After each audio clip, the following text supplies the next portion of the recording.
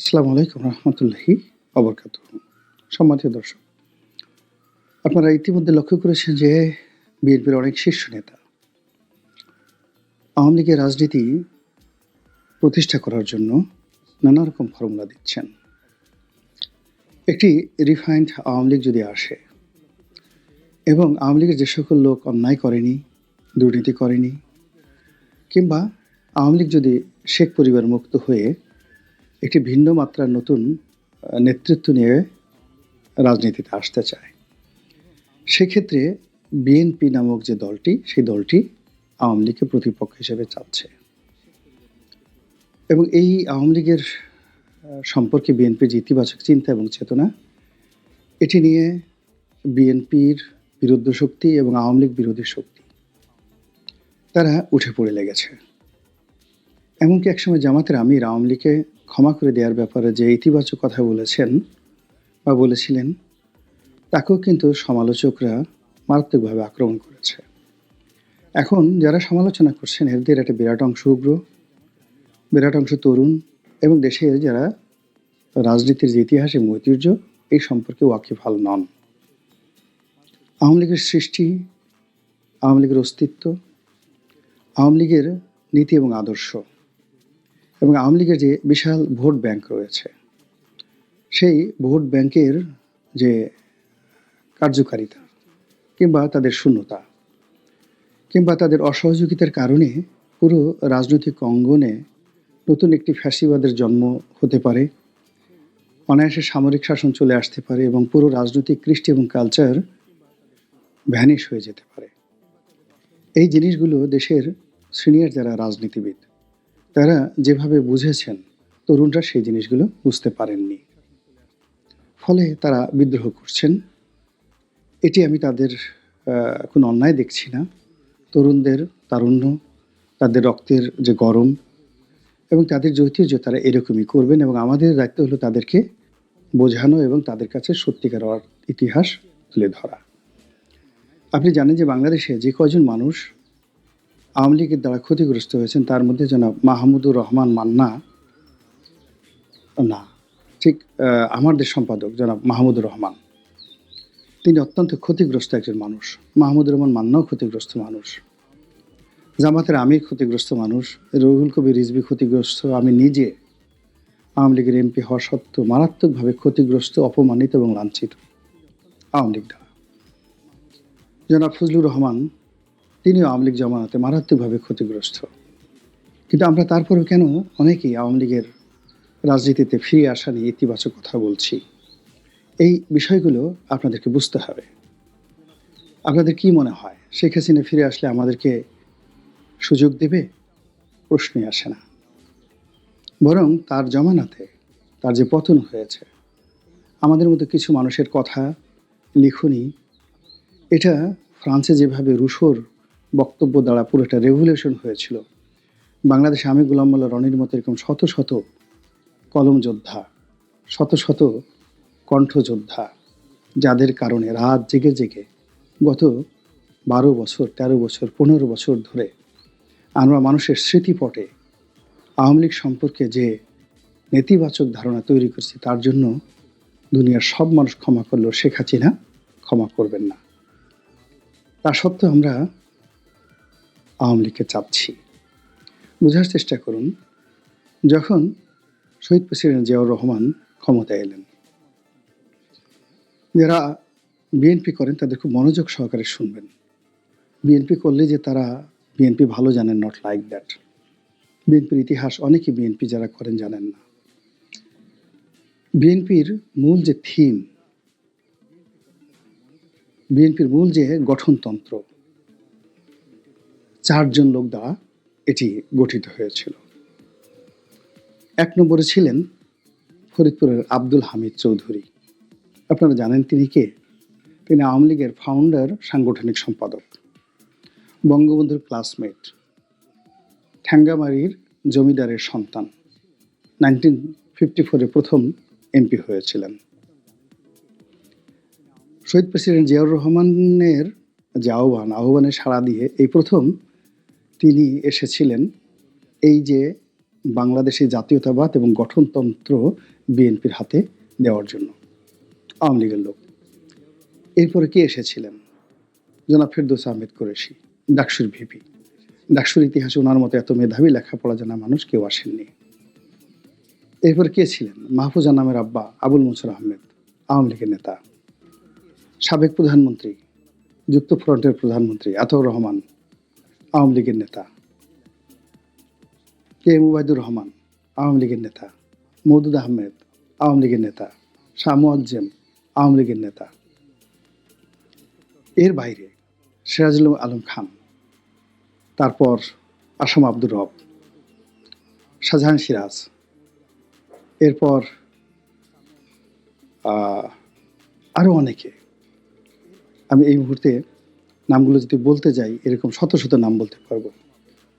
তোফায়েল আহমেদের মতো মানুষ, তারা সবাই যার যার অবস্থানে থেকে শহীদ প্রেসিডেন্ট জিয়াউর রহমানকে সাহায্য করেছেন যখন আওয়ামী লীগকে সংগঠন করা যাচ্ছিল না। প্রেসিডেন্ট জিয়া চেয়েছিলেন যে, এখন ডক্টর মোহাম্মদ ইউনূসের মতো তিনি যখন ক্ষমতায় এলেন, তিনি চেয়েছিলেন একটি নির্বাচন হোক, আওয়ামী লীগ আসুক, সংগঠিত হোক এবং আওয়ামী লীগের উপর তার একটা প্রভাব থাকুক। কিন্তু আওয়ামী লীগকে আসলে ওই মুহূর্তে সংগঠিত করা যাচ্ছিল না কোনো অবস্থাতেই। অনেক চেষ্টা করা হয়েছে, অনেক সময় নেওয়া হয়েছে, প্রায় 1.5 বছর সময় নেওয়া হয়েছে। আওয়ামী লীগ মিজান হয়েছে, আওয়ামী লীগ যাকে বলা হয় মালিক উকিল হয়েছে। তারপরে টাঙ্গাইলের এক ভদ্রলোক ছিলেন আওয়ামী লীগের, এই মুহূর্তে আমার নাম মনে আসতেছে না। এইভাবে 3 থেকে 4টি গ্রুপ আওয়ামী লীগের মধ্যে হয়ে গেল, কিন্তু আওয়ামী লীগ একত্র করা যায়নি। কিন্তু জিয়াউর রহমান আওয়ামী লীগকে একত্র করে আওয়ামী লীগের মাধ্যমেই রাজনীতিটা চালাতে চেয়েছিলেন। খন্দকার মুশতাক বঙ্গবন্ধুকে হত্যা করেছেন, খুনিরা বঙ্গবন্ধুর পরিবারের সবাইকে হত্যা করেছেন, কিন্তু আওয়ামী লীগকে কিন্তু বেছে নিয়েছে, আওয়ামী লীগের নেতাদেরকে বেছে নিয়েছে এবং আওয়ামী লীগের অনেকে আনার চেষ্টা করেছে, তারা পারেনি, কিন্তু আওয়ামী লীগকে বাদ দেয়নি। দিস ইজ হিস্ট্রি, এটাকে বুঝতে হবে। তো জিয়াউর রহমান সাহেব যখন পারলেন না আওয়ামী লীগকে ঐক্যবদ্ধ করার জন্য, তখন তিনি যে বিএনপি করলেন, সেই বিএনপির মূল যে ফাউন্ডেশনটা, সেটা আওয়ামী লীগের হাত দিয়ে। এখানে শুধুমাত্র যে কাজটি হলো, দল গঠন থেকে শুরু করে সব কিছুর মধ্যে বাঙালি জাতীয়তাবাদের পরিবর্তে বাংলাদেশি জাতীয়তাবাদটা ঢুকিয়ে দেওয়া হলো। কিন্তু সংগঠন করা এবং সংগঠনকে তৃণমূলে পৌঁছে দেওয়া, রাষ্ট্র ক্ষমতা পরিচালনা থেকে শুরু করে সব কিছুর মধ্যে মূলত আওয়ামী লীগের সেই দীর্ঘদিনের মেধা, শ্রম, এই জিনিসগুলো রয়েছে। মাওলানা আব্দুল হামিদ খান ভাসানী এবং তার সঙ্গে আব্দুল্লাহ নোমান, কাজী জাফর আহমেদ থেকে শুরু করে যে সকল বামধারা রাজনীতিবিদ, এমনকি মতিয়া চৌধুরী, রাশেদ খান মেনন, তারা অনেকটা নিউট্রাল থেকে জিয়াউর রহমানকে কিন্তু সহযোগিতা করেছিলেন। কমরেড মনির সিং থেকে শুরু করে আরও অনেকে কমিউনিস্ট পার্টির। এর কারণ হলো যে তিনি এই আওয়ামী লীগ নামক যে দলটিকে ধ্বংস করতে চাননি। ফলে বাংলাদেশে কোনো রাজনৈতিক অনৈক্য সৃষ্টি হয়নি, রাজনৈতিক সংঘাত সৃষ্টি হয়নি। বরং জাসদের সাথে বঙ্গবন্ধুর যে সংঘাতটা ছিল, সর্বভারতের সাথে যে সংঘাত ছিল, সেই সংঘাত জিয়াউর রহমান খুব দ্রুত নিষ্পত্তি করে ফেলেন। ফলে খুব অল্প সময়ের মধ্যে তিনি দেশটিকে সফলতার স্বর্ণ শিখরে নিয়ে যেতে পেরেছিলেন। কিন্তু এখন যা হচ্ছে সেটি হলো রাজনৈতিক সংঘাত। এই সংঘাত হলে ইউনূস সাহেব টিকবেন না, এই সংঘাত হলে ছাত্ররা টিকবেন না, এই সংঘাত হলে আবার নকশাল তৈরি হয়ে যাবে, আবার আল কায়দা তৈরি হয়ে যাবে, আবার আইএস তৈরি হয়ে যাবে। এটা বিএনপির লোকজন বুঝেন, এটি আমার দেশের মাহমুদুর রহমান বোঝেন, এটি মাহমুদুর রহমান মান্না বোঝেন, আমাদের মতো লোকজন আমরা বুঝি। এই জন্য আমরা একটা রাজনৈতিক কালচার তৈরি করার চেষ্টা করছি, শেখ হাসিনা বা শেখ পরিবার বা এস আলমদের মতো দুর্নীতিবাজদেরকে প্রতিষ্ঠা করার জন্য নয়। যখন এরকম একটা পরিশুদ্ধ পরিবেশে রাজনীতি করার সুযোগ আসবে, বিশ্বাস করেন যে আবর্জনাগুলো একবার ডাস্টবিনে চলে গেছে, সেগুলো আর কখনো বাংলাদেশে ফিরে আসতে পারবে না। 1973 থেকে 1975 পর্যন্ত বঙ্গবন্ধুকে যারা ডুবিয়েছেন, যে সমস্ত কুলাঙ্গার, খোঁজ নিয়ে দেখেন তারা এখন পর্যন্ত রাজনীতিতে প্রতিষ্ঠিত হতে পারেনি। 2009 থেকে 2025 সন পর্যন্ত, 24 সন পর্যন্ত যে সকল কুলাঙ্গার শেখ হাসিনাকে আওয়ামী লীগ ডুবিয়েছে, তারা কোনোদিন রাজনীতিতে আসতে পারবে না। কিন্তু এদেশের রাজনীতি যদি টিকিয়ে রাখতে হয়, অবশ্যই অবশ্যই আওয়ামী লীগকে লাগবে। এবং বিএনপির সিনিয়র নেতৃবৃন্দ যেভাবে এই বিষয়টি বুঝতে পেরেছেন, সেভাবে বিএনপির তৃণমূল যদি বুঝতে পারেন এবং তারা যদি শহীদ প্রেসিডেন্ট জিয়াউর রহমানের রাজনীতিটিকে আপহোল্ড করে একটি পরিশুদ্ধ রাজনীতি তৈরি করেন, তাহলে বিএনপির মধ্যে যে সকল এসালম আছে, বিএনপির মধ্যে যে সকল দরবেশ আছে, তারাও এদের ছেড়ে পালাবে, তাদেরও কবর রচিত হবে। যারা তরুণ বন্ধু এখন নেতৃত্ব দিচ্ছেন, আল্লাহ মানুষের হাতে হঠাৎ করে নেতৃত্ব দেন এবং এই নেতৃত্ব বেশি দিন থাকে না। যদি মানুষ এটার পাম্মা বে নিয়ামতে রব্বিকা ফাহাদ্দিস, মানুষ যদি সেই নেতৃত্বের শুকর গুজার করতে না পারে। এখন হঠাৎ করে হক মহলা, হঠাৎ করে আল্লাহ, হঠাৎ করে আইএস, হঠাৎ করে তালেবান, হঠাৎ করে পাকিস্তান জিন্দাবাদ, ইনকিলাব জিন্দাবাদ, এই জিনিসগুলো আবেগী কথাবার্তা। এগুলো দিয়ে বিশ্বাস করেন পৃথিবীতে একটা ছোট সামন্ত রাজ্য প্রতিষ্ঠিত হয়নি। আপনার অবাক হয়ে যাবেন যে ইসলামের ইতিহাসের সবচেয়ে যাকে জিন্দাওলি বলা হয়, আওরঙ্গজেব, সে আওরঙ্গজেবের 53 বছর তিনি ভারতবর্ষ চালিয়েছেন। তার রাজ্যের সমস্ত বিখ্যাত উজির, আমির, ওমরা সবাই ছিলেন হিন্দু, শিখ, বৌদ্ধ, খ্রিস্টান, এমনকি ইংরেজ, ফার্সি, এমনকি ইহুদি।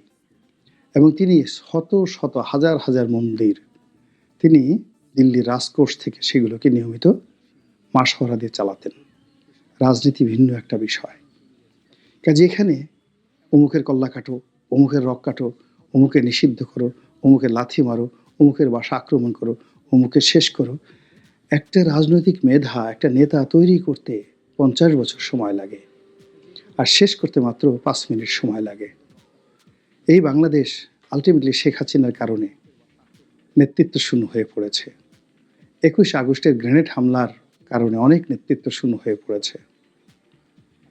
111-এর কারণে অনেক নেতৃত্ব শূন্য হয়ে পড়েছে। এখন যদি ইউনূসের জমানাতে আবার নেতৃত্ব শূন্যতার কবলে পড়ি, এই ধকল আমরা সহ্য করতে পারবো না। কাজেই কাম অ্যান্ড কোয়াইট, শান্ত হন এবং নতুন করে চিন্তা করুন, ভাবুন। দেশটা নিয়ে যদি জানেন তর্ক করুন, যদি না জানেন শিক্ষা নেওয়ার চেষ্টা করুন। আল্লাহ আমাদের সবাইকে হেদায়েত দান করুন এবং হেফাজত করুন। আসসালামু আলাইকুম রহমতুল্লাহি ওয়া বারাকাতুহু।